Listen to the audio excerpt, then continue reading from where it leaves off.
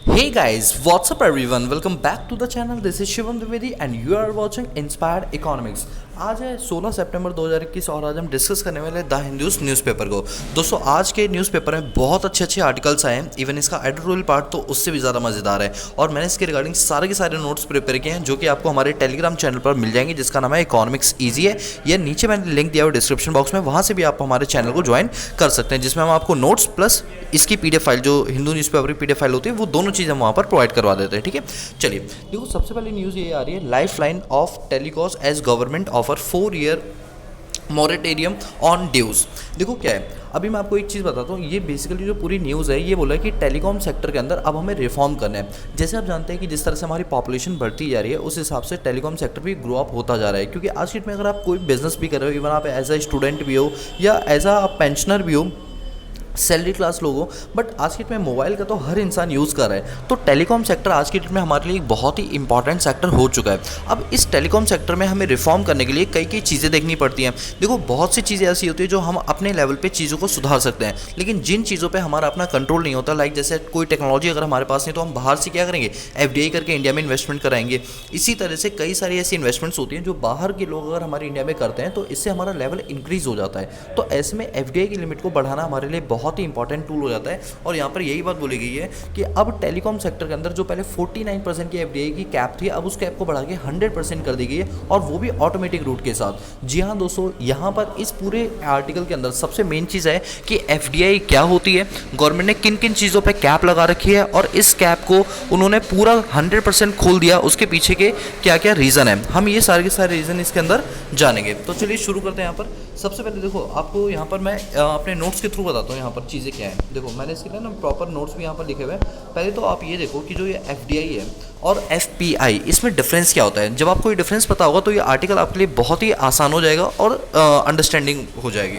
देखो एफडीआई का मतलब होता है कि जब कोई फॉरेन कंपनी या फॉरेन पर्सन हमारी इंडिया की किसी भी कंपनी में अपनी इन्वेस्टमेंट करता है, और उस इन्वेस्टमेंट को करने का पर्पस उसका होता है कि वो उसका ऑनरशिप चाहता है, वो उसके मैनेजमेंट में कंट्रोल चाहता है, और प्रॉफिट में हिस्सा तो चाहेगा ही चाहेगा। इस वजह से वो पूरी कैपिटल का 10% से ज़्यादा क्या करता है, पैसा इन्वेस्ट करता है, और इस सेगमेंट को बोलते हैं फॉरेन डायरेक्ट इन्वेस्टमेंट यानी एफडीआई। दूसरी तरफ होता है फॉरेन पोर्टफोलियो इन्वेस्टमेंट, जिसको एफपीआई बोलते हैं। एफपीआई का मतलब होता है कि जब बाहर की कंपनी इंडिया में सिर्फ प्रॉफिट कमाना चाहती है, उसे ऑनरशिप से, स्टेक होल्डिंग से कोई मतलब नहीं है, उसे मैनेजमेंट से कोई मतलब नहीं है, उसे मतलब सिर्फ और सिर्फ प्रॉफिट से है। तो ऐसे में वो उसकी कैपिटल का 10% से कम पैसा इन्वेस्ट करेगा, और इसी को बोलते हैं फॉरेन पोर्टफोलियो इन्वेस्टमेंट। ठीक है, ये generally foreign portfolio investment company के स्टॉक मार्केट में पैसा लगाते हैं, उन्हें ऑनरशिप से मतलब नहीं, उन्हें सिर्फ पैसा कमाने से मतलब होता है। तो ये दो टाइप की इन्वेस्टमेंट्स होती हैं जो कि फॉरेन लोग यहाँ पर करते हैं। अब इसमें क्या चीज़ है ना कि इसमें देखो कैप होती है। देखो मैं आपको कैप दिखाता हूँ, ये कैप होती है एफडीआई की। इसमें कुछ प्रोहिबिटेड सेक्टर होते हैं, कुछ परमिटेड सेक्टर होते हैं। प्रोहिबिटेड सेक्टर में जैसे ये बोल रखा है कि बाहर की कंपनी इंडिया में अगर पैसा लगाना चाहे इन सेक्टर्स में, तो वो पैसा नहीं लगा सकती है। वो कौन कौन से हैं, जैसे लॉटरी बिजनेस हो गया, गैम्बलिंग हो गया, चिट फंड हो गया, Nidhi company, real estate, manufacturing of cigar, cigarette, इन सब पे, और एटॉमिक एनर्जी, इन पे एफडीआई पूरी तरह से रेस्ट्रिक्टेड है। यानी कोई विदेशी कंपनी इंडिया में आके इन सेक्टर्स में निवेश नहीं कर सकते, बिल्कुल प्रोहिबिटेड है। लेकिन कुछ चीज़ें परमिटेड है, लेकिन परमिटेड में भी दो पार्ट है, ऑटोमेटिक रूट और गवर्नमेंट रूट। अच्छा, ऑटोमेटिक रूट का मतलब है कि अगर कोई पर्सन या कोई भी बाहर का फिरंगी अगर इंडिया में पैसा लगाना चाहे तो उसे गवर्नमेंट से प्रायर अप्रूवल लेने की बिल्कुल भी ज़रूरत नहीं है। वो बिना प्रायर अप्रूवल के भी यहाँ पर अपना काम वो कर सकता है, जिसके अंदर देखो आपके 100% एफडीआई कर सकते हो। जैसे ई कॉमर्स हो गया, आप जानते हैं जैसे अमेजॉन, फ्लिपकार्ट है, ये बाहर की कंपनियाँ हैं, इन्होंने इंडिया में इन्वेस्ट किया और इनको गवर्नमेंट से परमिशन की कोई ज़रूरत नहीं पड़ी है। यानी 100% परमिटेड है कि इंडिया में आके काम अपना कर सकते हैं, पैसा लगा सकते हैं। नॉन बैंकिंग फाइनेंशियल इंस्टीट्यूशंस होते हैं, एयरपोर्ट अथॉरिटी हो गया, उनके इंफ्रास्ट्रक्चर को डेवलप करने के लिए और कोई कंपनी इंडिया में निवेश करना चाहती है, बिना गवर्नमेंट के परमिशन से वो निवेश कर सकती है। इसको बोलते हैं ऑटोमेटिक रूट। अब इसमें कोई गवर्नमेंट से परमिशन नहीं होती। दूसरी तरफ आप देखो गवर्नमेंट रूट। अच्छा, गवर्नमेंट रूट का मतलब है कि जो इन्होंने कैप दे रखी है, उस कैप के बियॉन्ड अगर आप जाते हो तो गवर्नमेंट से परमिशन लेनी पड़ेगी। जैसे माइनिंग हो गया, फूड प्रोडक्ट हो गया, डिफेंस हो गया, टेक्नोलॉजिकल हो गया, प्रिंटिंग, बैंकिंग। अगर इनमें जो कैप दी जाती है उस कैप से ज़्यादा अगर आप पैसा लगाना चाहते हो तो पहले गवर्नमेंट से परमिशन लेनी पड़ेगी, प्रायर अप्रूवल, देन आप उसमें पैसा लगा सकते हो। तो अभी इस आर्टिकल में पता है क्या चीज़ दे रखी है, इस आर्टिकल में चीज़ ये दे रखी है कि पहले टेलीकॉम सेक्टर के अंदर हम सिर्फ 49% का एफडीआई कर सकते थे। मतलब कोई फिरंगी अगर हमारे टेलीकॉम सेक्टर में पैसे लगाना चाहता था तो वो सिर्फ और सिर्फ 49% लगा सकता था। अगर 49 से ज़्यादा लगाना था उसे तो उसे गवर्नमेंट से पहले प्रायर अप्रूवल लेना पड़ता था। बट अब गवर्नमेंट ने कर दिया 100%। अच्छा, 100% का मतलब क्या हुआ कि अब गवर्नमेंट से पूछने की ज़रूरत नहीं है, आप ऑटोमेटिक रूट से इंडिया में आओ, टेलीकॉम सेक्टर में पूरा अपना पैसा यहाँ पर इन्वेस्ट कर सकते हो अगर आपको इन्वेस्टमेंट करने का मौका मिलता है तो। ये इसमें एक खास न्यूज़ थी। अब इससे गवर्नमेंट ये कहती है कि टेलीकॉम सेक्टर के अंदर एक पॉजिटिव और एक न्यू रिफॉर्म देखने के लिए यहाँ पर मिलेगा। अब मैं आपको बताता हूँ कि आज की डेट में गवर्नमेंट ने कौन कौन से टेलीकॉम सेक्टर के अंदर रिफॉर्म्स किए हैं। तो देखिए, रिफॉर्म की अगर हम बात करें तो इन्होंने क्या बोला है कि जितने भी 100% एफडीआई को हम प्रमोट करेंगे वो भी ऑटोमेटिक रूट से, और 49% की लिमिट को खत्म कर देंगे।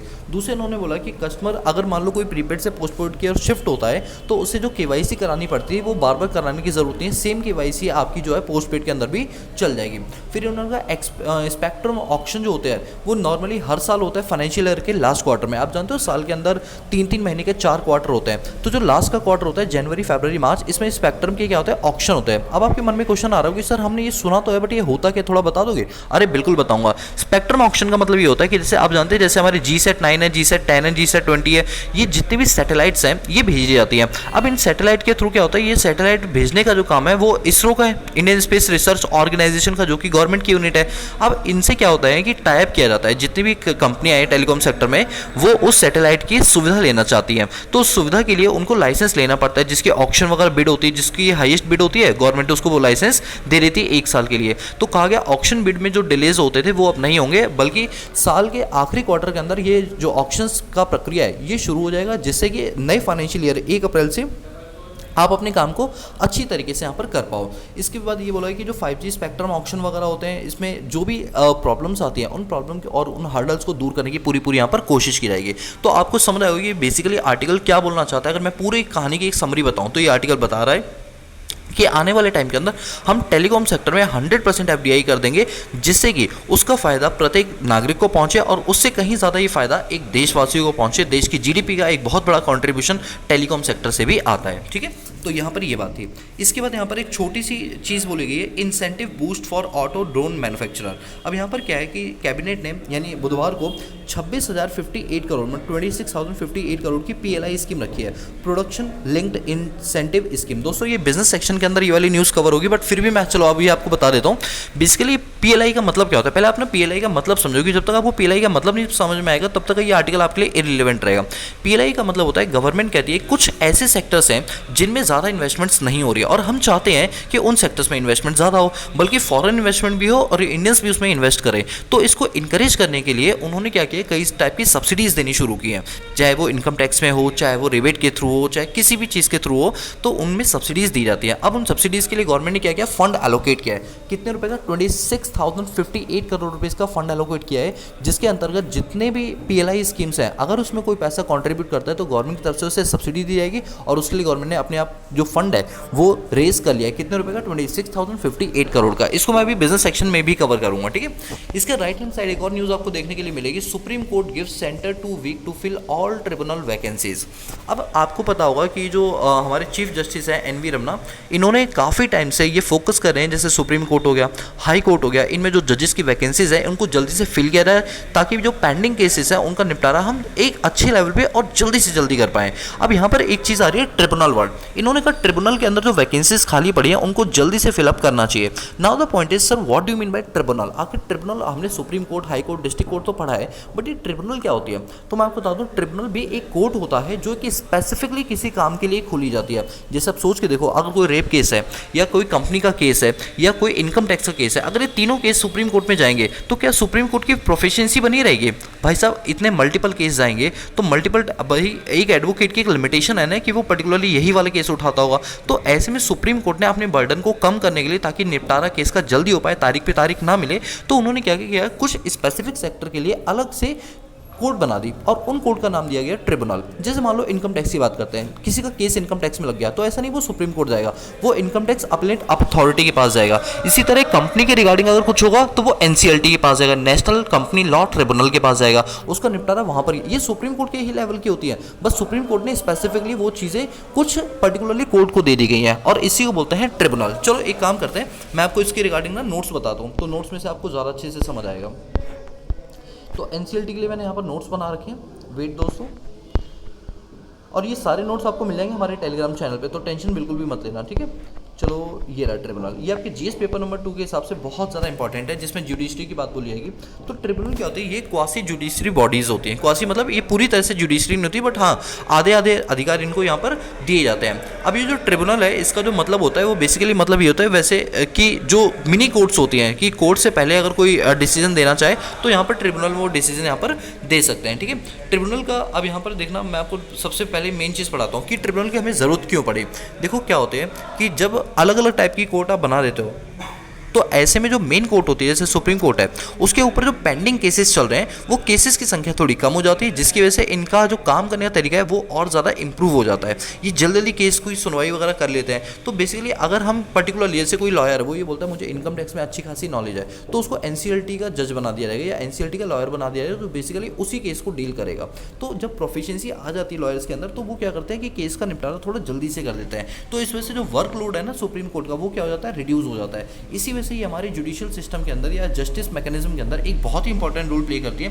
दोस्तों मैं बता दूं, ये जो जुडिशली ट्रिब्यूनल है, ये भारत के संविधान के संशोधन नंबर 42 में अमेंडमेंट किया गया था, और इस एक्ट को पास किया गया था 1976 के अंदर। मतलब ट्रिब्यूनल 1976 से पहले नहीं होता था, 1976 में पहली बार ट्रिब्यूनल की नींव यहाँ पर रखी गई। इसके अंदर 2 आर्टिकल आते हैं, एक आर्टिकल आता है 323A और एक आता है आर्टिकल 323B। 320A बोलता है एडमिनिस्ट्रेटिव ट्रिब्यूनल, यानी कि अगर जैसे ट्रिब्यूनल के जो मेन कामकाज होते हैं उनको चलाने का जो अधिकार दिया गया वो आर्टिकल 323A के अंदर दिया गया। दूसरा कि उस ट्रिब्यूनल के अंदर कुछ और अगर अदर रिलेटेड मैटर्स हैं तो उनकी सुनवाई भी की जाएगी। ये कौन सा आर्टिकल मिलता है, 320B के अंदर यहाँ पर लिखा गया है। तो आई होप आपको ये चीज़ समझ आ गई। अब बात करते हैं ट्रिब्यूनल जो है वो किस किस एरिया के अंदर खोली जा सकती है, स्पेसिफिकली किस एरिया के लिए खोली जा सकती है। जैसे मैंने बताया था इनकम टैक्स, इवन जीएसटी के लिए भी, not only direct tax, it also include indirect tax. तो टैक्सेशन के लिए हो गया, फॉरेन एक्सचेंज का इंपोर्ट एक्सपोर्ट हो गया, आपका इंडस्ट्रियल एंड लेबर लॉज हो गए, land reform, ceiling of urban property, election of parliament और state legislature, food stuff, rent, tenancy agreement, इन सब के लिए बेसिकली हमने क्या खोल रखी है, ट्रिब्यूनल्स खोल रखी है। तो देखो आपको ना मैं एक चीज़ को समराइज फॉर्म में बता दूं, क्योंकि मैं चाहता हूँ आपको जो भी न्यूज़ है वो एग्जाम से ज़्यादा आपके दिमाग में फिट हो कि आखिर इस न्यूज़ का रिलेवेंस और पर्पस क्या है। देखो यहाँ पर जो सुप्रीम कोर्ट के एनवी रमना है, उन्होंने साफ साफ ये बोला कि जो ट्रिब्यूनल्स हैं जो बिल्कुल सुप्रीम कोर्ट की ही तरह काम करती है, कि स्पेसिफिकली स्पेसिफिक सेक्टर के अंदर ये अपना डिसीजन सुनाती हैं, स्पेसिफिक सेक्टर को ही कवर करती है। तो उनके अंदर भी जो जजेस की वैकेंसीज है जो खाली पड़ी हुई है, उनको जल्दी से फिल किया जाए, जिससे कि ज़्यादा से ज़्यादा केसेस को जल्दी से जल्दी निपटारा किया जा सके। क्योंकि भारत के जुडिशियल सिस्टम पर बहुत उंगलियां उठती हैं कि न्याय जब तक मिलता है तब तक वो इंसान जिंदा ही नहीं बचता। मतलब न्याय प्रक्रिया में इतना ज़्यादा डिले आ जाता है, तो इस डिले को किस तरीके से दूर किया जा सकता है, यहाँ पर ये सारी बातें जो हैं वो की गई हैं, ठीक है। चलिए इसके बाद अगर हम और आगे बात करें, ये फर्स्ट पेज था दोस्तों। आज के फर्स्ट पेज में थोड़ा सा टाइम लग रहा है, क्योंकि मैं कह रहा हूँ ना, आज का न्यूज़पेपर मैं देख रहा हूँ पिछले 2-3 दिन से न्यूज़पेपर इतने ज़्यादा अच्छे आ रहे हैं, जिसमें आर्टिकल्स इतने कवर होते हैं हमारे एग्जाम वाले, कि मतलब वो क्लास मुझे लगता है 1 घंटे की खिंच जाएगी। लेकिन मैं कोशिश करता हूँ कि 30 से 40 मिनट के अंदर पूरा लेक्चर मैं अपना कंप्लीट कर दूँ, ठीक है। चलिए इसके बाद यहाँ पर एक बात आती है, city government move supreme court on power of LG. अब देखो यहाँ पर ना दिल्ली की बात की जा रही है। मैं आपको एक चीज़ बताता हूँ, पहले ना आपको खबर बताता हूँ, फिर खबर से रिलेटेड जो नोट्स हैं या जो आपके एग्जाम में पूछी जाती है वो बताऊँगा। खबर ये है कि आप जानते हैं कि जो हमारे यहाँ पर 28 राज्य हैं और 8 यूनियन टेरिटरीज़ हैं। उन 8 यूनियन टेरिटरीज़ में जो दिल्ली है वो भी क्या है, एक यूनियन टेरिटरी है। अब इसके जो हमारे मुख्यमंत्री है वो अरविंद केजरीवाल है। अभी क्या हुआ हाल ही के अंदर, जो सुप्रीम कोर्ट है वो जो हमारी यूनियन गवर्नमेंट है यानी सेंट्रल गवर्नमेंट है, उन्होंने कहीं ना कहीं स्टेट गवर्नमेंट की पावर को विड्रॉ कर लिया, छीन लिया उनसे। कैसे छीन लिया? इन्होंने कहा कि अब कोई भी मैटर, कोई भी बिल सदन में पास किया जाएगा स्टेट लेजिस्लेचर के अंदर, तो पहले आप पास कर लो, कोई दिक्कत नहीं है, लेकिन आपको जो लेफ्टिनेंट गवर्नर है उससे प्रायर अप्रूवल लेना पड़ेगा। अगर लेफ्टिनेंट गवर्नर ने उस पर हामी नहीं भरी है तो वो बिल उस स्टेट के अंदर या उस यूनियन टेरिटरी के ऊपर अप्लाई नहीं किया जाएगा। और मैं आपको बता दूं, यहाँ पर जो लेफ्टिनेंट गवर्नर होते हैं वो सेंट्रल गवर्नमेंट के द्वारा अपॉइंट किया जाता है। तो केजरीवाल और मनीष सिसोदिया का कहना बिल्कुल ठीक है कि जब सारी पावर अपने लेफ्टिनेंट गवर्नर को दे दी तो दिल्ली के लोग तो पागल हैं, जिन्होंने चुनाव करके अरविंद केजरीवाल को जिताया और अरविंद केजरीवाल को अपना रिप्रेजेंटेटिव बनाया, और आप ये सारी की पावर किसको दे रहे हो?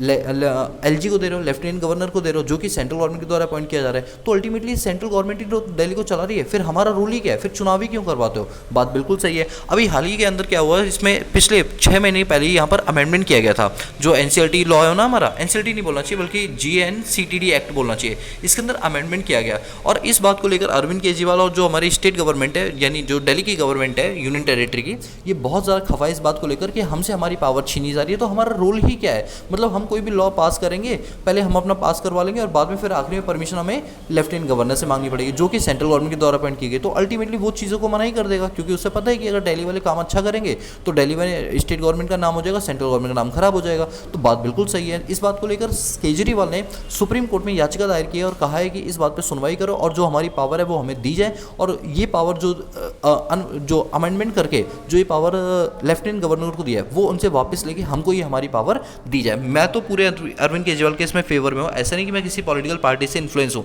बट जो बात सच है वो सच है और जो बात सही है वो जायज़ है। ठीक है, चलो मैं आपको ना एनसीएलटी के बारे में, जीएनसीटीडी के बारे में पूरा पढ़ाता हूँ। ये देखो दैट, अब ये जो जीएनसीटीडी है इसकी फुल फॉर्म क्या है? Government of NCT of Delhi, national capital territory बोलते हैं एनसीटी को। ठीक है, तो ये अमेंडमेंट किया गया था 2021 के अंदर। मैंने बोला ना अभी कुछ टाइम पहले ये अमेंडमेंट यहाँ पर की गई है।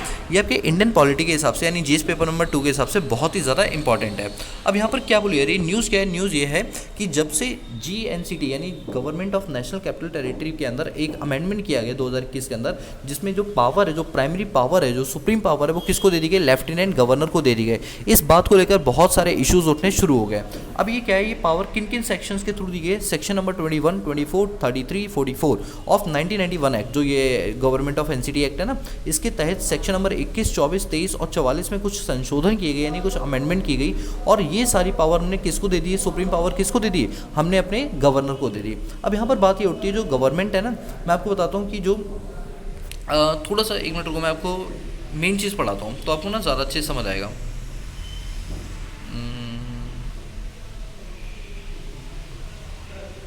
यहाँ पर देखो जीएनसीटीडी एक्ट की जो बेसिक जो इनेक्टमेंट हुई है वो किस तरीके से हुई है। तो देखो 1991 में इस एक्ट को पास किया गया था, ठीक है, और 1991 में जब इस एक्ट को पास किया गया था तो जो दिल्ली का नाम है इसको चेंज कर दिया। पहले इसको सिर्फ दिल्ली बोलते थे और दिल्ली से पहले दिल्ली बोलते थे, आपको पता ही होगा राजा महाराजों के टाइम पर इसे दिल्ली बोलते थे। फिर इसको अंग्रेजों के टाइम पर दिल्ली बना दिया और दिल्ली से फिर इसका नाम चेंज करके बना दिया NCT of Delhi, national capital territory of Delhi, क्योंकि उससे पहले दिल्ली से पहले जो कैपिटल होती थी वो कलकत्ता होती थी, लेकिन जब दिल्ली को एक भारत की राजधानी का दर्जा मिला तो इसका नाम चेंज करके हमने एनसीटी दिल्ली कर दिया। इसीलिए दिल्ली नहीं बोलता जाता है, इसको एनसीटी दिल्ली बोलता है, national capital territory of Delhi बोला जाता है। इसके बाद क्या हुआ कि 1981 के अंदर इसमें कुछ अमेंडमेंट्स वगैरह किए गए। फिर इसके जो अमेंडमेंट किए गए, जो मेजर अमेंडमेंट किए गए वो 2 आर्टिकल के थ्रू 239AA और 239AB। इसके अंदर क्या किया गया कि यूनियन टेरिटरी ऑफ दिल्ली की जो पावर है, जो मेन पावर है, सुप्रीम पावर, वो किसको हैंड ओवर कर दी गई? वो उसके गवर्नर को हैंड ओवर कर दी गई, जिसके चलते केजरीवाल इस चीज़ से बहुत ज़्यादा खफा है। उन्होंने कहा कि जब हमारे भारत में जो दिल्ली में चुनाव होते हैं उसमें जो लोग हैं वो चाहते हैं केजरीवाल की चले, और जब इस एक्ट के थ्रू केजरीवाल को तो कोई पावर ही नहीं मिली है, सारी पावर के लिए बाद में अप्रूवल किससे लेना पड़ेगा? अपने लेफ्टिनेंट गवर्नर से लेना पड़ेगा। तो ऐसे चुनाव का क्या फ़ायदा? मैं कहता हूँ ये बिल्कुल सही बात उन्होंने उठाई है। इस मुद्दे को अभी वो सुप्रीम कोर्ट में लेकर गए, देखते हैं सुप्रीम कोर्ट उस पर क्या सुनवाई देता है, क्या आपने रिएक्शन देता है, क्या उसे सही लगता है, क्या गलत लगता है। ये सारी चीज़ें अभी देखने वाली बात यहाँ पर है। ठीक है, चलिए इसके बाद हम और आगे चलते हैं। यहाँ पर एक चीज़ आ रही है, 28% jump in filing case in 2020 NCRB. अब इस आर्टिकल में सबसे मेन चीज़ क्या है कि सबसे पहली बात कि जो ये एनसीआरबी है इसने अपने डेटा को रिलीज़ करते हुए बताया कि 2020 के अंदर लगभग 28% केसेस में जंप आया है। सर केसेस में जंप आया किस केस में? कोविड के? अरे नहीं, कोविड के दौरान जो क्रिमिनल एक्टिविटीज़ होती हैं, जैसे रेप हो गया, डकैती हो गया, लूटपाट हो गया, गैम्बलिंग हो गया, इस टाइप की जो एक्टिविटीज़ होती हैं, मर्डर हो गया, कोई क्राइम हो गया, कोई क्रिमिनल केसेस, ये जितने भी केसेस हैं इनके अंदर 2020 के अंदर 28% का जंप देखा गया। 28% का मतलब है कि अगर ये 2019 में 100 केस होते थे तो 2020 के अंदर यही केस 128 बन गए, यानी 28% का सीधा यहाँ पर जंप देखने के लिए मिला। जिसमें आप यहाँ पर देख सकते हैं सबसे ज़्यादा जो केसेस देखने के लिए मिले 2020 के अंदर वो तमिलनाडु के अंदर देखने के लिए मिले। इसके बाद जो सबसे ज़्यादा केस देखने के लिए मिले हैं वो केरला के अंदर मिले, फिर दिल्ली के अंदर 3rd नंबर पे, और सबसे कम केसेस सिक्किम, मणिपुर और नागालैंड। यानी आपको सिर्फ 2 चीज़ें याद रखनी है 2020 के डेटा के हिसाब से। सबसे ज़्यादा क्रिमिनल एक्टिविटीज, सबसे ज़्यादा जो क्राइम केस हुए हैं, FIR वगैरह जो दर्ज की गई है वो केरला, तमिलनाडु के अंदर की गई है, और सबसे कम जो है वो नागालैंड के अंदर की गई है। चलो अब इससे रिलेटेड मैं आपको ना कुछ नोट्स बताता हूँ तो आपको NCRB के बारे में ज़्यादा अच्छे से पता चलेगा, क्योंकि यहाँ तो सिर्फ आर्टिकल दे रखा है, मैं आपको उसका थोड़ा डिटेल बताता हूँ। एनसीआरबी का मतलब होता है नेशनल क्राइम रिकॉर्ड ब्यूरो। ये बेसिकली एक ऐसी संगठन, ये एक ऐसी ऑर्गेनाइजेशन है जितने भी क्रिमिनल एक्टिविटीज़ होती हैं उनको ये रिकॉर्ड करती है और ये आइडेंटिफाई करती है कि किस स्टेट के अंदर सबसे ज़्यादा क्रिमिनल एक्टिविटीज़ हुई है। जैसे अभी मैंने आपको बताया तमिलनाडु में सबसे ज़्यादा हुई है और सबसे कम आपकी नागालैंड के अंदर हुई है। तो बेसिकली ये जो बॉडी है ये क्या करता है, इसका जो हेडक्वार्टर है ये नई दिल्ली में सेटअप है और ये 1986 के अंदर बनाई गई थी। मिनिस्ट्री ऑफ होम अफेयर्स के द्वारा इसको रिप्रेजेंट किया जाता है। यानी अगर आपसे एग्जाम में पूछा है कि नेशनल क्राइम ब्यूरो जो है या जो NCBR है इसको किस मिनिस्ट्री के अंदर कवर किया जाता है, तो याद रखना मिनिस्ट्री ऑफ होम अफेयर्स, यानी जो अभी अमित शाह हैं जिसके गृह मंत्री, उनके द्वारा इसको सेटअप किया जाता है और सुचारू रूप से इसको चलाया जाता है। अब ये बेसिकली क्या करता है, ये क्या काम करता है कि जितने भी क्राइम रिकॉर्ड्स होते हैं, जैसे ये पुलिस वालों से, जो पुलिस स्टेशन होता है उनसे डेटा को कलेक्ट करता है और ये आइडेंटिफाई करता है कि सबसे ज़्यादा FIR, सबसे ज़्यादा रेप केस, सबसे ज़्यादा जो लूटपाट के जो केसेस हैं वो किस स्टेट के अंदर ज़्यादा लेवल पर यहाँ पर हुए। उन सब का डेटा को कलेक्ट करता है और अपनी एक रिपोर्ट को जाहिर करके ये बताता है कि किस तरह से कौन सी स्टेट जो है वो सबसे ज़्यादा क्रिमिनल एक्टिविटी के अंदर इन्वॉल्व है। जो आप देख सकते हैं 2020 में सबसे ज़्यादा जो केसेस देखने के लिए मिले वो तमिलनाडु में और सबसे कम केसेस मिले नागालैंड में, और दिल्ली थर्ड पोजीशन पर आती है। वैसे मुझे लगता था दिल्ली फर्स्ट पे आनी चाहिए थी, बट चलो कोई बात नहीं, आने वाले टाइम में दिल्ली इस चीज़ को भी कवर कर देगी। इसके बाद और अगर हम आगे चले, देखो अभी हमने सिर्फ फर्स्ट पेज कवर किया। आज फर्स्ट पेज में हमें इतना ज़्यादा टाइम लग गया, क्योंकि फर्स्ट पेज पे न्यूज़ बहुत अच्छी थी इस वजह से। चलिए इसके बाद आगे चलते हैं। यहाँ पर अभी कोई भी न्यूज़ ऐसी नहीं है जो आपको पढ़ाने लायक हो, ठीक है। यहाँ पर एडिटोरियल सेक्शन आता है। अब एडिटोरियल सेक्शन के अंदर क्या आता है, यहाँ पर सबसे पहले शशि थरूर, इनके बारे में तो आपने बहुत पढ़ाई हुई, इंग्लिश इनकी बहुत अच्छी है। अब बेसिकली इन्होंने क्या किया, इंडिया और चाइना को लेकर एक एडिटोरियल लिखा है जिसके अंदर इन्होंने बताया कि इंडिया और चाइना के रिलेशन बहुत पहले कैसे हुआ करते थे, प्रेजेंट में क्या चल रहा है और फ्यूचर में क्या होने के चांसेस हैं। तो शशि थरूर के इस आर्टिकल को प्लीज़ आप लोग ना इंडिविजुअली पूरा पढ़ना, एक लाइन को पढ़ना। PDF फाइल तो मैं आपको प्रोवाइड करवा ही दूंगा, उसमें एक लाइन पढ़ना, क्योंकि इससे आपकी इंग्लिश भी इंप्रूव हो जाएगी। जितने भी एडिटोरियल होते हैं ना उनमें इंग्लिश मेन चीज़ होती है, और दूसरी सबसे मेन चीज़ होती है कि एक पर्सन का व्यू पता चलता है कि वो किस एंगल से सोचता है। लेकिन एडिटोरियल पे कभी भी ब्लाइंडली फेथ मत करना, क्योंकि ये एक तरफा होते हैं, एक इंसान के द्वारा लिखे जाते हैं। ये कोई गवर्नमेंट का डेटा नहीं है, ये एक इंसान ने लिखा है, तो वो अपने व्यूज़ बताता है। हो सकता है वो किसी पार्टी से इन्फ्लुएंस होकर ये चीज़ें बोल रहा हो, कोई बड़ी बात नहीं है, ठीक है। चलो यहाँ पर मैं बताता हूँ शशि थरूर ने क्या कहा है कि पिछले 15 महीने के अंदर जो इंडिया और चाइना के जो रिलेशन है वो काफ़ी हद तक ख़राब हुए हैं। पिछले 15 महीने के अंदर इंडिया और चाइना के जो रिलेशन है वो काफ़ी हद तक ख़राब हुए हैं। अभी आपने देखा कि जो गलवान वैली है इंडिया की और जो चाइना की जो बॉर्डर इलाका था गलवान वैली के पास, वहाँ पर बहुत सारे डिस्प्यूट देखने के लिए मिले। बेसिकली क्या है कि जैसे गलवान वैली है वहाँ पर हमारे इंडिया की तरफ से कंस्ट्रक्शन एक्टिविटी दबा के हो रही थी। दबा के मतलब जैसे रोड हो गया, कम्युनिकेशन के साधन हो गए, टावर हो गए, TV टावर हो गए, वहाँ पर बहुत ज़्यादा कंस्ट्रक्शन एक्टिविटी हो रहा था। चाइना इस चीज़ को देखकर बड़ा परेशान हो गया कि ये तो कंस्ट्रक्शन एक्टिविटी खूब कर रहा है, जबकि उन चाइना के यहाँ भी बॉर्डर इलाकों में कंस्ट्रक्शन दबा के होता है। लेकिन वही बात है कि सामने वाला करे तो उनको बुरी लग जाती है। इस बात को लेकर चाइना वाले पता नहीं क्यों चिढ़ गए और हमारे इंडियन आर्मी पर उन्होंने क्या किया, कब्जा करने की कोशिश की। मतलब जो गलवान वैली है उस पर अपना कब्जा दिखाने की कोशिश की और हमारे सैनिकों को मारने की कोशिश की। इवन हमारे कई सैनिक उसमें शहीद हुए, लेकिन हमारे सैनिकों ने भी उनके कई सैनिकों को मारा। लेकिन इस बात को चाइना ने एक्सेप्ट नहीं किया। बाद में उनको लगा कि हाँ हमारे भी कई सैनिक यहाँ पर मारे गए। तो पिछले 15 महीने के अंदर जो इंडिया और चाइना का रिलेशन है वो काफ़ी हद तक खराब यहाँ पर देखने के लिए मिले। खासतौर पर लैंड को लेकर बहुत ज़्यादा डिस्प्यूट चलता है। और आप जानते हो चाइना जो है वो लैंड क्या, वो तो इंडिया ओशन पैसिफिक सी जो है उस पर भी अपना राज करता है। कहता है ये जो सी है पूरा इलाका ये हमारा है। मतलब जनरली देखा जाता है कि 200 नॉटिकल माइल तक आपका जो समुद्र है वो आपका माना जाता है। वैसे तो 12 होता है, बट फिर भी 188 नॉटिकल माइल और एक्स्ट्रा दिया था। इसमें आप अपनी एक्सक्लूसिव इकोनॉमिक जोन वाली एक्टिविटीज़ यहाँ पर कर सकते हो। तो वो 200 नॉटिकल माइल के बाद भी बोलता है ये पूरा समुद्र हमारा है, इंडिया पैसिफिक, जिसको लेकर क्वाड ग्रुप भी बनाया गया। और अभी आज ही कल की डेट में एक नया ग्रुप भी बनाया गया उस इंडो पैसिफिक के लिए, जो आपके लिए बहुत ज़्यादा इंपॉर्टेंट, मैं आपको आगे बताऊंगा। तो इस पूरे आर्टिकल के अंदर ये बताइए किस तरह से जो दलाई लामा है इसके आसपास के जितने भी इलाके हैं उसको किस तरह से इन्होंने पूरा अपने यहाँ पर कैप्चर किया हुआ है। अब देखो यहाँ पर एक चीज़ मैं आपको बता दूँ, यहाँ देखो ये चाइनीज़ की स्ट्रेटजीज़ क्या होती है। अभी तक चाइनीज़ का जितना भी आप पूरी हिस्ट्री अगर आप देखेंगे तो आप ये देखेंगे चाइना के आसपास के जितनी भी नेबरिंग कंट्रीज़ होते हैं, जितनी भी नेबरिंग, जैसे हमारा इंडिया हो गया, नेपाल हो गया, जैसे तिब्बत वाला इलाका हो गया, ठीक है, ये क्या करती है हर कंट्री के जो बॉर्डर इलाके होते हैं उनको कैप्चर करने की कोशिश करती है। और ये किस तरह से कैप्चर करती है, ये अपनी आर्मी कूप्स को वहाँ पर खूब सारे खड़ा कर दे, टेक्नोलॉजी में तो इनका बहुत नाम है ही।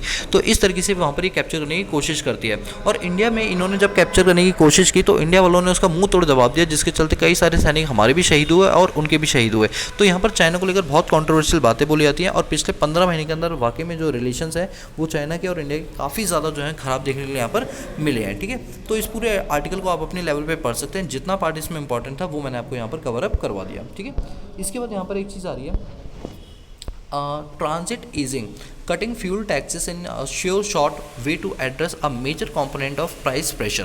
अब यहाँ पर क्या बात बोली जा रही है, ये बेसिकली इन्फ्लेशन को लेकर बात बोली जा रही है। मैं इस पर ज़्यादा डिस्कशन नहीं करूँगा, एक छोटी सी चीज़ बता देता हूँ कि यहाँ पर इन्फ्लेशन को लेकर बोला गया है कि जिस तरह से जो महंगाई है वो बढ़ती जा रही है, तो कहीं ना कहीं ये एक चिंता का विषय बन चुका है। अब यहाँ पर मेन चीज़ होती है कि इन्फ्लेशन क्या होता है, तो इन्फ्लेशन का मतलब होता है जो जनरल प्राइसेस है उनके लेवल में जब इंक्रीमेंट आता है, जब वो इंक्रीज होते हैं तो उसको बोलते हैं इन्फ्लेशन। अब इन्फ्लेशन को दो तरीके से किया जा सकता है मेजर, एक CPI और एक WPI, कंज्यूमर प्राइस इंडेक्स और होलसेल प्राइस इंडेक्स। CPI के अंदर क्या होता है कि जब माल प्रोड्यूसर से कंज्यूमर तक जाता है तो उस बीच में जितनी भी कॉस्टिंग होती है वो सारी जोड़ दी जाती है, उसको CPI बोलते हैं। और जब माल प्रोड्यूसर से सीधा होलसेलर पे आता है उस बीच जितने भी खर्चे होते हैं जोड़ देते हैं, उसको बोलते हैं WPI, होलसेल प्राइस इंडेक्स। तो ये पूरा एडिटोरियल बस इसी बात को लेकर बोल रहा है कि जिस तरह से फ्यूल के प्राइसेस बढ़ते आ रहे हैं उसका इंपैक्ट हर कम्युनिटी पर देखने के लिए मिल रहा है। मतलब फ्यूल के प्राइस में बढ़ने से क्या होता है कि उस ट्रांसपोर्टेशन महंगा हो जाता है, जिसका इंपैक्ट जो भी गुड्स का ट्रांसपोर्टेशन हो रहा है उस पर उसकी कॉस्टिंग का इंपैक्ट देखने के लिए मिलता है। तो ये नहीं हम कह सकते कि फ्यूल के प्राइस अगर बढ़े तो बाकी कमोडिटीज़ के प्राइस नहीं बढ़ेंगे। इसका मतलब है फ्यूल का बढ़ने का मतलब है सभी कमोडिटीज़ के प्राइस अल्टीमेटली उससे लिंक रहे और वो भी बढ़ेंगे ही बढ़ेंगे। ठीक है, तो ये एडिटोरियल मुझे कुछ खास नहीं लगा, इसलिए मैं इस पर ज़्यादा डिस्कशन यहाँ पर नहीं करूँगा। इसके बाद और अगर हम आगे चलते हैं तो यहाँ पर तमिलनाडु ने क्या किया है, जो नीट का एग्जाम होता है, जैसे MBBS वगैरह करनी होती है तो उसका जो एंट्रेंस एग्जाम होता है उसको लेकर इन्होंने क्या बोला कि अब नीट का एग्जाम नहीं होगा। वैसे मैं आपको बता दूँ नीट की फुल फॉर्म होती है national eligibility cum entrance test. मैं रिपीट कर दूँ, national eligibility cum entrance test. अब ये बेसिकली टेस्ट जैसे आपको MBBS का कोई डॉक्टरी का कोर्स करना है, ठीक है, डॉक्टर वगैरह बनना है, ठीक है, तो उसके इसलिए क्या होगा, आपका एंट्रेंस एग्जाम होगा। आप देखे जाएंगे कि आप उस लायक हैं या नहीं, इसके बाद ही आपका कॉलेज में एडमिशन होगा। तो तमिलनाडु सरकार ने क्या किया, नीट का एग्जाम कंडक्ट कराना ही बंद कर दिया। उन्होंने कहा अब से हमारे स्टेट के अंदर तमिलनाडु में कोई नीट का एग्जाम नहीं होगा। इसका आर्टिकल देखो, ये तो एडिटोरियल, इसका आर्टिकल भी नीचे दे रखे हैं। मैं इस आर्टिकल से आपको चीज़ें पढ़ाता हूँ। ये देखो, ये रहा तमिलनाडु अन यूनाइटिंग डायलेमा विद नीट। अब बेसिकली क्या चीज़ है, तमिलनाडु ने साफ साफ बोल दिया कि अब अगले साल से, नेक्स्ट ईयर से नीट के एग्जाम तमिलनाडु में कंडक्ट नहीं कराए जाएंगे। तो आपके मन में क्वेश्चन होगा, इसका मतलब सर तमिलनाडु में आप कोई डॉक्टर नहीं बनेगा? बनेगा। देखो, आप पहले रूट कॉज पे जाओ कि तमिलनाडु का इतना बड़ा डिसीजन ऐसे तो नहीं होगा। तमिलनाडु का जो चीफ मिनिस्टर है वो ऐसे तो नहीं होगा कि जो मन में आया वो उन्होंने बोल दिया। बेसिकली बात ये हुई है, तमिलनाडु के असेंबली में ये बिल को पास किया गया और खासतौर पर ये बोला गया कि जो नीट का एग्जाम होता है, क्या होता है कि जो दिल्ली के स्टूडेंट्स हैं, हरियाणा के स्टूडेंट हैं, गुड़गांव के खासतौर पर, तो दिल्ली वर्ग के जो स्टूडेंट हैं इनके पास इंफ्रास्ट्रक्चर की कोई कमी नहीं होती, ना फंड्स की कमी होती है, ना इनके पास पढ़ाई की कमी होती है, और बहुत इंटेलिजेंट भी होते हैं यहाँ के लोग। ये क्या करते हैं, तमिलनाडु में आते हैं अपना एडमिशन लेके, और जितने भी तमिलनाडु के स्टूडेंट्स होते हैं उनके कोटे को ये लोग कम कर देते हैं। तो यहाँ पर इसी वजह से तमिलनाडु ने बोला है कि जो दिल्ली के स्टूडेंट्स हैं उनका पार्टिसिपेशन हमारे स्टेट में कुछ ज़्यादा ही हो गया है। क्योंकि ज़्यादा हो गया तो इस वजह से हमारे तमिलनाडु के जो स्टूडेंट हैं वो पीछे रह जाते हैं। वो पीछे रह जाते हैं तो ऐसे में हमें बहुत ख़राब लगता है। और ऐसे ही केस यहाँ तमिलनाडु में देखने के लिए मिला कि एक स्टूडेंट थी, उसने क्या किया, सुसाइड कर लिया। उसने रीज़न यही दिया कि मेरा सिलेक्शन नहीं हो पाया, जबकि मैं इतने सालों से मेहनत करती हुई आ रही हूँ। तो रीज़न देखा है तो यही देखा है कि अलग अलग स्टेट से, जो अच्छे अच्छे स्टेट्स हैं, उनके बच्चे तमिलनाडु में आते हैं और तमिलनाडु के कोटे से अपने आप का सिलेक्शन करवा के वो चले जाते हैं अपने अपने शहरों के अंदर। तो इन्होंने कहा तमिलनाडु में, इसलिए अब हम अपने स्टेट में एग्जाम ही कंडक्ट नहीं कराएंगे, और जो तमिलनाडु के स्टूडेंट्स अगर नीट का एग्जाम देना चाहते हैं वो दूसरी स्टेट में जाके अपनी तैयारी कर सकते हैं बेहिचक होकर। ऐसा नहीं कि वो डॉक्टर नहीं बनेंगे, बट वो दूसरी जगह जाकर अपना एग्जाम, जो बॉर्डर इलाके हैं वहाँ जाके अपने एग्जाम को दे सकते हैं। तो ये बहुत एक फ्रस्ट्रेटेड डिसीजन है, जो मुझे लगता है लेना सही भी था और नहीं भी था। अब देखो, आपको समझने वाली चीज़ पता है क्या है, आप जानते हो हमारे भारत के संविधान में शेड्यूल 246, 2 का टेबल याद कर लो, 2 × 2, 2 × 4, 2 × 6, 246, शेड्यूल नंबर 246 के अंदर 7th शेड्यूल में 3 लिस्ट दे रखी हैं। Number 1 is state list, number 2 is union list and number 3 is concurrent list. State list में वो मैटर दे रखे हैं जिनके रिगार्डिंग लॉ बनाने का अधिकार स्टेट गवर्नमेंट को दिया गया है, और यूनियन लिस्ट में जो चीज़ें दे रखी हैं उनके रिगार्डिंग लॉ बनाने का अधिकार सेंट्रल गवर्नमेंट को दिया गया है, और कॉन्करेंट लिस्ट के अंदर स्टेट और सेंट्रल दोनों को मिला के लॉ बनाने का अधिकार दिया गया है। तो बेसिकली ये जो एजुकेशन है ना, खासतौर पे ये जो मैं बात बता रहा हूँ, ये कॉन्करेंट लिस्ट का मैटर है। ये देखो यहाँ लिखा भी हुआ है, आप यहाँ पर देख सकते हैं कि entry number 25 of list 3 concurrent list के अंदर ये मैटर दे रखा है, और इसी कॉन्करेंट लिस्ट की वजह से सेंट्रल और स्टेट दोनों अपने लॉज बना सकते हैं। और यही रीज़न है कि तमिलनाडु ने अपने यहाँ पर नीट के एग्ज़ाम को कंडक्ट कराना बंद कर दिया इसी आर्टिकल की वजह से, इसी अधिकार की वजह से जो उन्हें कॉन्करेंट लिस्ट में दिया गया था। ठीक है, चलिए बस इस आर्टिकल में इतना ही पढ़ेंगे, कुछ ज़्यादा हमें बहुत ज़्यादा लंबा चौड़ा डिस्कशन यहाँ पर नहीं करना है। इसके बाद यहाँ पर एक चीज़ बोली गई है, इसको भी जल्दी मैं निपटाऊंगा, कोई खास नहीं है। Relation tied to Syria law. अभी क्या है, जैसे आप जानते हो तालिबानी ने जैसे अपना कैप्चर किया था 1986 से 2001 के अंदर अफगानिस्तान के अंदर, तो जो उनके उस टाइम पर उन 5 सालों में अप्रोच रही है, तालिबानी ने डिक्लेयर कर दिया सेम वही अप्रोच 2021 से स्टार्ट होगी।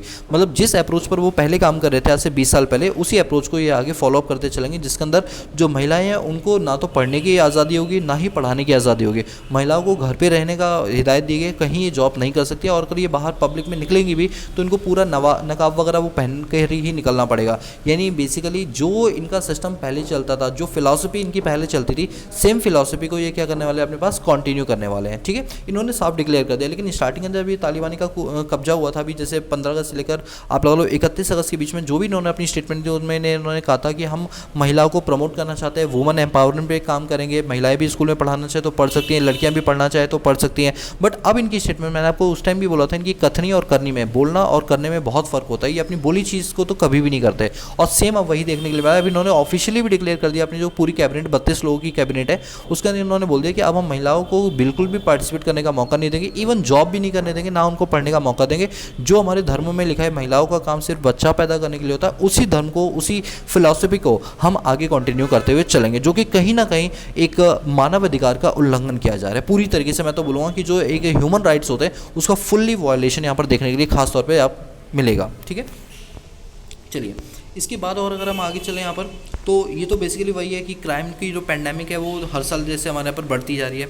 ये हम ऑलरेडी पीछे अभी कवर करते हुए चल ही चुके हैं। ठीक है, इसके बाद और अगर हम आगे चलें यहाँ पर, तो यहाँ पर एक चीज़ आ रही है, India China avoid open clash over origin of Covid. अभी क्या चीज़ है, अब अच्छा एक बार बता दूँ, बेसिकली ब्रिक्स, मैंने अभी रिसेंटली ब्रिक्स के बारे में बताया था। ब्रिक्स क्या होते हैं दोस्तों, अगर आप में से किसी ने ब्रिक्स की वीडियो नहीं देखी है, मैं लिंक डिस्क्रिप्शन बॉक्स में दे दूंगा। ब्रिक्स की पहले वीडियो देख लेना कि ब्रिक्स क्या होता है। मैं यहाँ थोड़ा सा ओवरव्यू दे दूंगा, बट वहाँ पर मैंने पूरा डिटेल में बताया है। तो बेसिकली ब्रिक्स जो है वो 5 कंट्रियों को मिलाकर बनाया गया। वैसे स्टार्टिंग में 4 थी ब्रिक, लेकिन बाद में एस को भी यानी साउथ अफ्रीका को भी जोड़ दिया। ब्रिक्स अपने आप में एक नाम है, B for Brazil, R for Russia, I for India, C for China और एस फॉर साउथ अफ्रीका। ये 5 कंट्रियों ने मिलकर यहाँ पर क्या किया है, एक सम्मेलन में जैसे इनकी सबमिट होती है ना ब्रिक्स में, क्या होता है बेसिकली इसलिए बनाया गया ताकि हम अपने व्यापार को बढ़ा पाएँ इन 5 कंट्रियों के अंदर, और जो भी अपनी इंटरनल जो दिक्कतें हैं उनको यहाँ पर सॉल्व किया जा सके। तो इनकी मीटिंग्स होती है, इनकी सबमिट होती है। तो जो 13वीं सबमिट है ये वैसे तो फिजिकली होती है, लेकिन क्योंकि अभी कोविड चल रहा है तो ये सारी वर्चुअल मीटिंग हुई है, जिसके अंदर ऑनलाइन जिसे मीटिंग बोलते हैं वो हुई। तो यहाँ पर जो प्राइम मिनिस्टर नरेंद्र मोदी है, उन्होंने खास तौर पे चाइना के साथ बिल्कुल कट्टर दुश्मनी वाली बात बोली है, और इन्होंने कहा है कि सबसे पहली बात तो यह है कि WHO के ऊपर उंगली उठाते बोलिए कि कोविड के चलते जो प्रोटोकॉल को फॉलोअप नहीं किया गया और उसका जो ओरिजिन है कोविड का वो कहाँ से हुआ, उसको लेकर पूरी मीटिंग बुलाई जाएगी, जो कि WHO ने अपनी तरफ से पूरी नहीं की है। यहाँ पर ये बात बोली गई।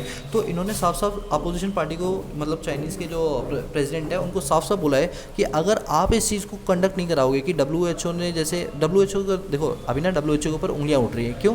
क्योंकि कोविड-19 कहाँ से स्टार्ट हुआ अभी तक नहीं पता लगाया जा चुका, जबकि सब लोग जानते हैं कि कहाँ से स्टार्ट हुआ, वुहान लैब से स्टार्ट हुआ, बट अभी भी WHO उस चीज़ पर चुप है। तो यहाँ पर इंडिया ने ब्रिक्स में सबसे पहला मुद्दा तो यही रखा कि हम सबसे पहले तो हम कोविड-19 कहाँ से फैला इस बात को इंश्योर करेंगे और ये पता लगाएंगे कि ये कहाँ से फैला। अब चाइना वाले इस चीज़ से रूठ गए, तो चाइना वालों ने क्या बोला कि नहीं ऐसा कुछ भी नहीं है, आप अपने वैक्सीनेशन प्रोग्राम पर फोकस करिए, आप इन चीज़ों पर फोकस ना करें। तो मोदी जी ने कहा कि फोकस तो हमारा वैक्सीनेशन पर है, लेकिन ये मत भूलना कि वैक्सीनेशन के बाद हमारा अगला जो काम होगा वो यही काम होगा कि जो ये कोविड-19 फैला है ये कहाँ से फैला है, हम सबसे पहले इस जड़ को पकड़ेंगे ताकि हम उस कंट्री के खिलाफ लीगल एक्शन ले पाएँ, लीगल प्रोसीडिंग कर पाएँ। मुझे लगता है मोदी जी की तरफ से ये बहुत ही अहम मुद्दा उठाया गया है, जो और किसी, मतलब सब बोलते तो हैं लेकिन सामने से कोई नहीं बोलना चाहता। तो यहाँ पर ये पहली बार ऐसे देखने के लिए मिला है कि मोदी जी ने सीधा काउंटर करते हुए चाइना को पॉइंट आउट किया है कि हम आने वाले टाइम के अंदर जो कोविड-19 का जो प्रकोप है इसकी ओरिजिन कहाँ से हुई है, हम उसको ढूंढने की, रूट कॉज को ढूंढने की पूरी यहाँ पर कोशिश करेंगे। दोस्तों ये तो था मीटिंग के रिगार्डिंग। अब हम बात करते हैं कि ब्रिक्स के रिगार्डिंग क्या होता है। इसके लिए बाकायदा मैंने नोट्स बनाए हुए हैं और बाकी ना ब्रिक्स के लिए मैंने वीडियो भी बनाई हुई है, वो मैं आपको लिंक डिस्क्रिप्शन बॉक्स में दे दूँ, उस वीडियो को जरूर देख लेना। ठीक है, चलिए ब्रिक्स की बात करते हैं। ब्रिक्स में ये 13वीं सबमिट हुई है जीस पेपर नंबर 2 के हिसाब से आपके लिए बहुत ज़्यादा इंपॉर्टेंट है। अब बेसिकली इसमें क्या है, देखो ब्रिक्स के अंदर टोटल 5 कंट्री इसमें आती हैं, जिसमें ब्राज़ील, रशिया, इंडिया, चाइना और साउथ अफ्रीका इसके अंदर इंक्लूड होती है। बेसिकली इसके अंदर क्या होता है कि जैसे 2021 के अंदर इंडिया को इसमें चेयरमैनशिप मिली है, जिसके तहत इन्होंने सबसे पहला मुद्दा कोविड का ही उठाया था। ठीक है, अब ये चीज़ें हैं और ये सारी चीज़ें लग रहा है ये सारी चीज़ें बताने लायक नहीं है, क्योंकि उसके लिए ना आपको वो वीडियो ही देखनी पड़ेगी, क्योंकि ये चीज़ें ना थोड़ी सी हाई लेवल वाली हो गई हैं और इसके लिए आप जब तक वो वीडियो नहीं देखोगे ना तब तक चीज़ें क्लियर नहीं होंगी। तो प्लीज़ आप एक बार ब्रिक्स वाली वीडियो ज़रूर देखना, ठीक है। चलिए, तो अब हम आते हैं अपने मेन चीज़ पर। तो ये था ब्रिक्स की समिट, जो कि 13वीं समिट थी। देखो आपको ना चीज़ें दो याद रखनी है कि ब्रिक्स के अंदर कौन कौन सी कंट्री शामिल होती है। मैंने भी आपको बताया ब्राज़ील, रशिया, इंडिया, चाइना और साउथ अफ्रीका। और इसकी जो मीटिंग्स होती है, अभी लेटेस्ट मीटिंग कौन सी हुई है इसमें, 13वीं मीटिंग हुई है। कौन सी हुई है, 13वीं मीटिंग इसके अंदर हुई है, ठीक है। इसका एक छोटी सी न्यूज़ है, पीएम लॉन्च संसद TV, call it voice of the house. अब आप जानते हैं हमारे पार्लियामेंट में दो हाउस है, दो सदन है, जिनको हम राज्यसभा और लोकसभा सदन बोलते हैं। अब इनके आपने देखा होगा कि जैसे दूरदर्शन टीवी है, इसी तरह से दो चैनल आते हैं, लोकसभा और राज्यसभा वाले, ठीक है। अब कहा ये जा रहा है कि जो दो अलग अलग चैनल थे काफ़ी सालों से, मतलब कोई चैनल 10 साल पुराना था, कोई 15 साल पुराना था, अब इन दोनों चैनल को यहाँ पर मर्ज करके एक नया चैनल बना दिया, जिसका नाम है संसद टीवी, जिसका इनॉग्रेशन कल की डेट में यहाँ पर किया गया। और आप देख सकते हैं यहाँ पर प्रधानमंत्री नरेंद्र मोदी ने इसका इनॉग्रेशन करते हुए बोला कि जो भारत का जो संविधान जहाँ से बन के आता है पार्लियामेंट के दोनों हाउस, ये उसकी आवाज़ को बताएगा। जैसे क्या होता है ना कि जैसे ये कहा जाता है, जैसे आप यूपीएससी का तैयारी करो तो आपको लोकसभा टीवी, राज्यसभा की जो डिस्कशन होते हैं इनको देखना चाहिए, उससे आपको कई सारी चीज़ें सीखने को मिलती है और इंडियन पॉलिटी के रिगार्डिंग आपको बहुत सारी चीज़ें इसमें नई नई जानने के लिए मिलती है। अब इन दोनों टीवी को मर्ज करके एक टीवी बना दिया, दैट इज कॉल्ड बी संसद टीवी। यानी अब दोनों चीज़ें अलग अलग नहीं रही, अब दोनों को मर्ज करके यहाँ पर संसद टीवी यहाँ पर बना दिए गए, ठीक है। चलिए, इसके बाद अगर हम आगे चलें यहाँ पर, तो यहाँ पर fresh start for report on data protection bill. अब ये डेटा प्रोटेक्शन बिल क्या होता है दोस्तों, क्या होता है कि जैसे मान लो मेरे फ़ोन में मेरी कुछ पर्सनल फोटोज़ हैं, मेरे कुछ पर्सनल कॉन्टैक्ट्स हैं, इवन मेरे कुछ बायोमेट्रिक हैं, कुछ लीगल डॉक्यूमेंट्स इसके अंदर सेव हैं। सोच के देखो, अगर कोई इसको हैक कर ले तो जो मेरे पर्सनल चीज़ें हैं वो क्या हो जाएंगी, डिस्क्लोज हो जाएंगी, जिसका सामने वाला क्या कर सकता है, मिसयूज़ कर सकता है। इस बात को लेकर सुप्रीम कोर्ट ने एक बिल बनाने की कोशिश की, जिसके तहत हम लोगों की जो पर्सनल सिक्योरिटीज़ होती है उनको लेकर कंसर्न जताया और उस सिक्योरिटी को बढ़ाने की यहाँ पर बात की गई। तो ये साइबर क्राइम के अंदर आती है और ये प्रोटेक्शन बिल 2019 के अंदर जो है लोकसभा के अंदर पास किया गया था, दिसंबर 2019 के अंदर, लेकिन अभी तक इस पर कोई बहुत गहन डिस्कशन अभी तक नहीं हुआ। तो बेसिकली ये बिल अभी भी जो है वो सेंसिटिव इन्फॉर्मेशन, जैसे अब मैं आपको बताता हूँ, यहाँ पर ध्यान देना, ये जो बिल है ये 2019 के अंदर इंट्रोड्यूस किया गया था लोकसभा के अंदर, खासतौर पर दिसंबर 2019 के अंदर आया था। अब ये बिल क्या बोलता है, ये कहता है कि आपके फ़ोन में या आपके लैपटॉप के अंदर जो आपकी स्टोरेज है, आपका जो पर्सनल डेटा है, वो सारी चीज़ों को प्रोटेक्ट करने का काम करेगा। जो आपकी सेंसिटिव इन्फॉर्मेशन होती है, चाहे वो पासवर्ड हो गया, फाइनेंशियल डेटा हो गया, बायोमेट्रिक हो गया, हेल्थ डेटा हो गया, या कोई भी ऐसा मटेरियल जो कि गवर्नमेंट के लिए ज़रूरी है और आप उसको अपने पास अपने लैपटॉप के अंदर रखे हो, तो इन सब की सिक्योरिटी को लेकर यहाँ पर एक बहुत बड़ा कंसर्न जताया गया था। और यहाँ पर इस बिल को लॉन्च करने का मेन पर्पज़ ये था कि जितने भी लोग भारतीय लोग हैं और उनकी जो पर्सनल डेटाज़ हैं उनको किस तरीके से यहाँ पर सिक्योर किया जा सके। लेकिन अभी तक इस पर कोई सुचारू रूप से चीज़ें नहीं बोली गई। वैसे मैंने इसके लिए नोट्स भी बनाए हुए हैं, आप ये नोट्स भी देख सकते हो अगर आपको लगे तो। Personal data protection act bill, अभी एक्ट नहीं बोलना चाहिए, मुझे बिल बोलना चाहिए। सर एक बात बताओ, कोई भी एक्ट कैसे बनता है? तो मैं आपको बता दूं, एक्ट के लिए सबसे पहले एक कमेटी बनाई जाती है, उस कमेटी में एक्सपर्ट्स लोग होते हैं। वो क्या करते हैं, अपनी एक्सपर्ट ओपिनियन के हिसाब से एक ड्राफ्ट पेपर पे वो चीज़ बनाते हैं। उस ड्राफ्ट पेपर को लोकसभा और राज्यसभा में पास कराया जाता है। जब वो पास हो जाता है तो उस दौरान उसे बिल बोला जाता है, और जैसे ही प्रेसिडेंट उस पर अपने सिग्नेचर और अपने असेंट दे देते हैं, वो तुरंत बिल क्या बन जाता है, एक्ट बन जाता है। तो कोई भी भारत में जितने भी एक्ट हैं वो इसी प्रोसेस से बनाए गए हैं। और ये आपके जीएस पेपर नंबर 2 और जीएस पेपर नंबर 3 के हिसाब से बहुत ज़्यादा इंपॉर्टेंट है, जो कि साइबर सिक्योरिटी और आईटी कंप्यूटर्स को लेकर यहाँ पर बनाई गई, जिसमें सुप्रीम कोर्ट ने बोला गया है कि प्राइवेसी को लेकर हर इंसान का एक फंडामेंटल राइट है। जैसे जीने का अधिकार, अपनी बात रखने का अधिकार, बोलने का अधिकार है, उसी तरीके से आपको अपनी इन्फॉर्मेशन को सिक्योर रखने का भी एक फंडामेंटल अधिकार है। और ये फंडामेंटल अधिकार 2017 में केस हुआ था, एक लैंडमार्क डिसीजन आया था केएस पुटवा स्वामी और यूनियन ऑफ इंडिया के अंदर। उस केस के अंदर डिसाइड किया गया कि जिस तरह से इंसान को बोलने का अधिकार, अपनी बात रखने का अधिकार है, ठीक उसी तरीके से राइट टू प्राइवेसी भी एक इंसान का मौलिक अधिकार है। यहाँ पर ये चीज़ डिसाइड की गई थी। और जब ये अधिकार हो गया तो इसके बाद फिर हमें ज़रूरत पड़ी एक ऐसे बिल की जो कि आपकी प्राइवेसी को मेंटेन करने का काम करे। तब हमें लगा कि हाँ, इसके लिए बिल भी होना चाहिए जो इन सब चीज़ों को क्या करते हैं, इंश्योर करे और पर्सनल डेटा को प्रोटेक्ट करने का यहाँ पर काम करे। तो ये सारी चीज़ें आपकी हो गई, ठीक है। चलिए, तो यहाँ पर ये वाला आर्टिकल भी हमने अपने पास कवर कर लिया है। इसके बाद आगे चलते हैं।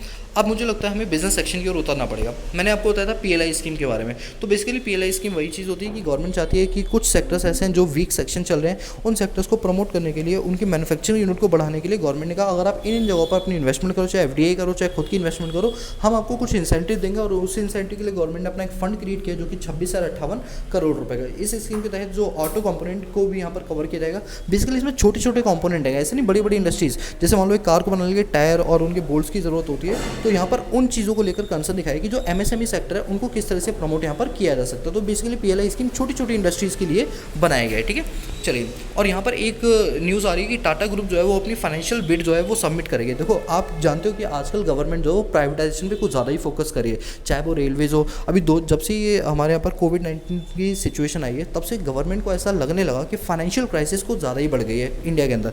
तो उस फाइनेंशियल क्राइसिस में जो फंड्स की कमी पड़ी है, उस फंड्स को पूरा करने के लिए अब हमें प्राइवेटाइजेशन के कॉन्सेप्ट पे चलना पड़ेगा, क्योंकि जो पीएसयूज हैं गवर्नमेंट की, वो ढंग से काम नहीं कर पा रही, लॉस मेकिंग में, या प्रॉफिट भी है तो उतना प्रॉफिट नहीं कमा के दे रही जितनी गवर्नमेंट की एक्सपेक्टेशन है। तो ऐसे में अगर प्राइवेट का कंट्रोल आ जाता है तो प्राइवेट अपनी जो एक्सपर्टाइज स्किल है उसके हिसाब से इसको प्रॉफिट मोटिव बनाने पर फोकस करेगी। तो यहाँ पर प्राइवेटाइजेशन की बात यहाँ पर बोली जा रही है। तो जैसे रेलवेज वगैरह में प्राइवेटाइजेशन हुआ, उसी तरह से जो हमारा जो एयरक्राफ्ट है, कह लो जो एविएशन इंडस्ट्री है, उनके अंदर जो एयरक्राफ्ट होते हैं उनको भी प्राइवेटाइज करने की बात बोली जा रही है। अब एयर इंडिया आप जानते हो ये इंडिया की ही फ्लाइट है, इंडिया की मतलब पीएसयूज है। अब इसको क्या किया जा रहा है, रतन टाटा के द्वारा इसके शेयर्स को बाय किया जा रहा है। यानी आप कह सकते हो प्राइवेटाइजेशन। प्राइवेटाइजेशन मतलब क्या होता है कि किसी गवर्नमेंट कंपनी में अगर 51% से ज़्यादा शेयर होल्डिंग अगर प्राइवेट सेक्टर ले ले तो उसको कंसेप्ट को बोलते हैं प्राइवेटाइजेशन। तो यहाँ पर रतन टाटा का जो ग्रुप है, जिसे टीसीएस भी बोलते हैं, टाटा कंसल्टेंसी ग्रुप, तो इन्होंने क्या किया, रतन टाटा ने अपनी फाइनल रिपोर्ट सबमिट कर दी कि वो बिड के थ्रू एयर इंडिया में अपना स्टेक होल्डिंग लेना चाहते हैं। और ये स्टेक होल्डिंग 83.7% की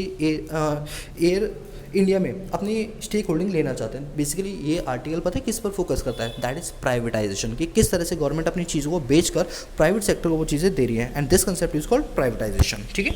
चलिए, अब इसका अगर हम बात करें, हमारे यहाँ पर याद रखना कि जो स्टॉक मार्केट होता है उसमें सिक्योरिटीज़ की खरीद और बेच की जाती है, जिसके अंदर टॉप 50 कंपनियों का इंडेक्स निकाला जाता है। और ये जो टॉप 50 कंपनियों का इंडेक्स निकालते हैं इसको निफ्टी बोलते हैं, जो कि नेशनल स्टॉक एक्सचेंज के द्वारा निकाला जाता है। इसी तरह से टॉप 30 कंपनियों का इंडेक्स निकाला जाता है, जिसको हम सेंसेक्स बोलते हैं, जो कि आपके बॉम्बे स्टॉक एक्सचेंज के द्वारा निकाला जाता है। तो आज की डेट में बात करते हैं कौन सी वो 50 टॉप कंपनियां हैं जो कि बॉम्बे स्टॉक एक्सचेंज के अंदर लिस्ट है। That is Adani port, Asian paint, Axis bank, Bajaj auto, Bajaj finance services, Bajaj finance, Bharti Airtel, BPCL, Britannia India, Cipla, coal India, Divi's lab, doctor Reddy lab, anchor motor, Grasim India, HCL, HDFC bank, HDFC life, Hero MotoCorp corporation, Hindalco company, Hindustan Unilever, ICICI bank, IndusInd company, Infosys, Indian oil corporation, ITC, JSW, cement, LNT, MNM, Maruti Suzuki, Nestle India limited, NTPC, ONGC, power grid corporation, Reliance industry, SBI life, state bank, Shree cement, Sun pharma, Tata consumer product, Tata motor, Tata steel, Tata consultancy service, tech Mahindra, Titan, UltraTech cement,